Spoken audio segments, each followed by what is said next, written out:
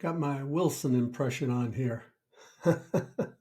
From the American Experience Storybook, George Washington Carver. Please like and subscribe. George Washington Carver, 1864 to 1943.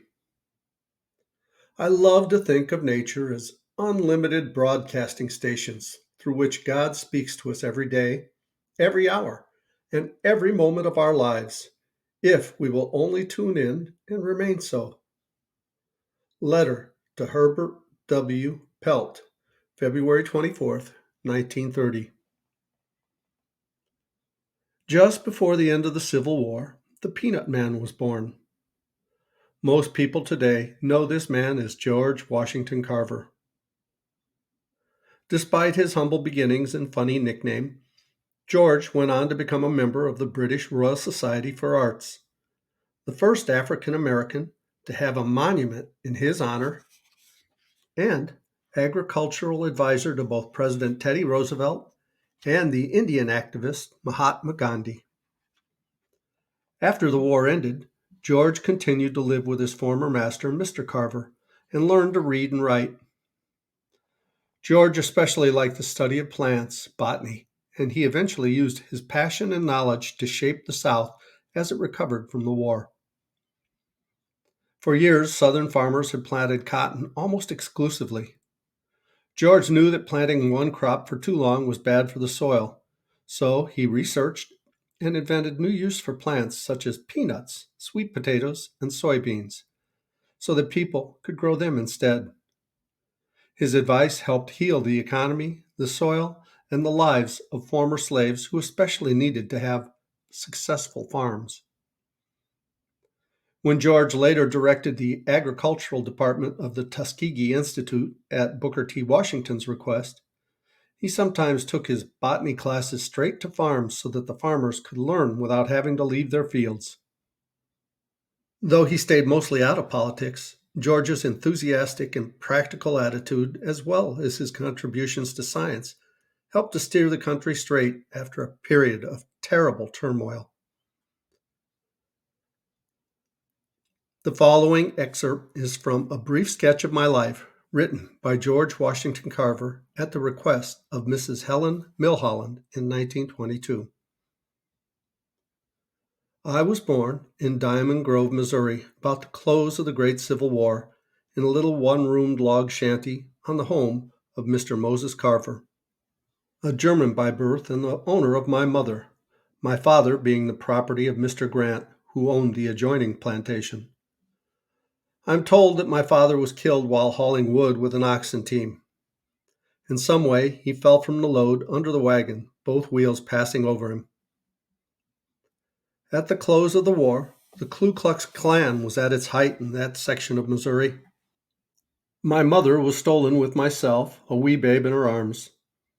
My brother James was grabbed and spirited away to the woods by Mr. Carver. He tried to get me, but could not. They carried my mother and myself down into Arkansas and sold my mother.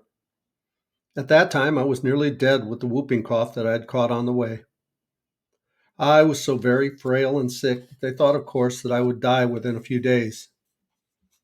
Mr. Carver immediately sent a very fine racehorse and some money to purchase us back.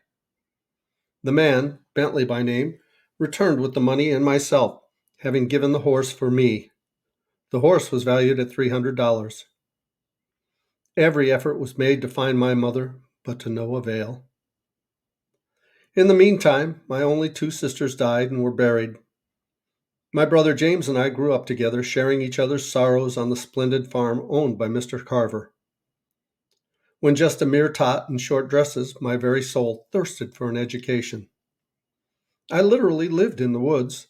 I wanted to know every strange stone, flower, insect, bird, or beast. No one could tell me.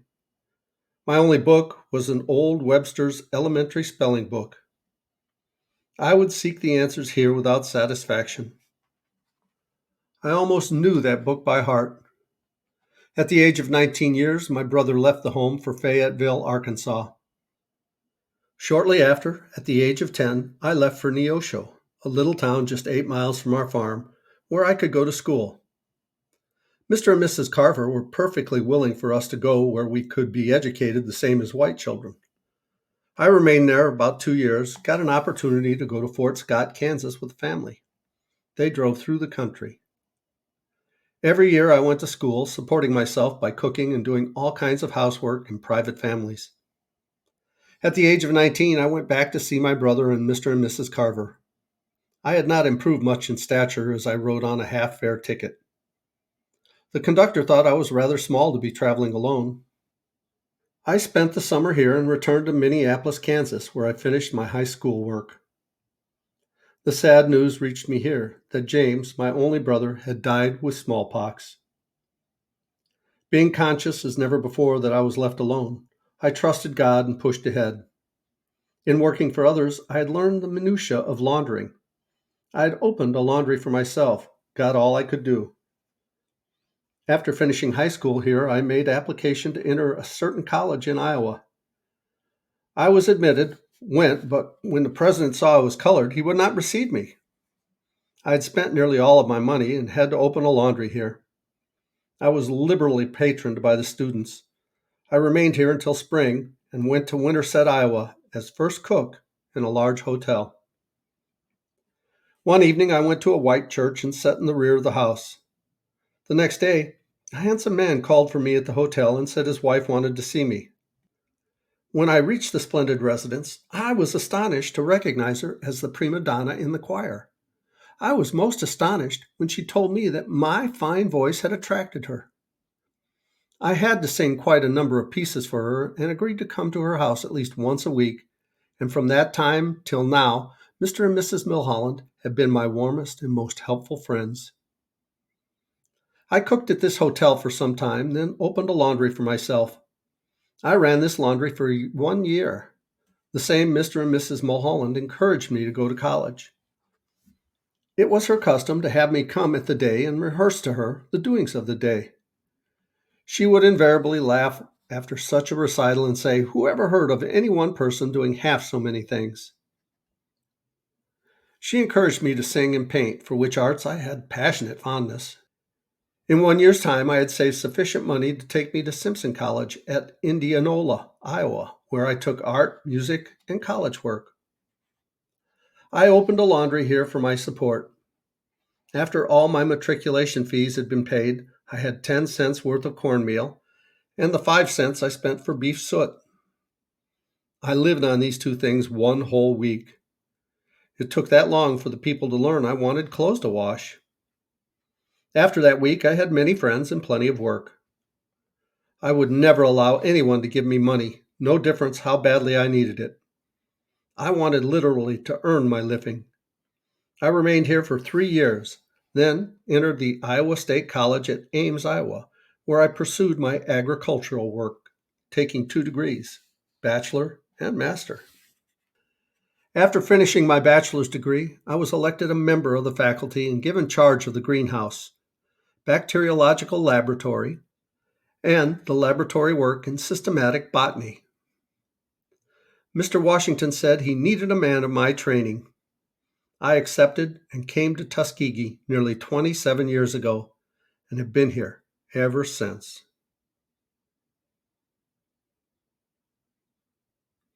Well, thanks so much for listening. Please come back for our next video. I love you guys. As Tigger says, ta-ta for now.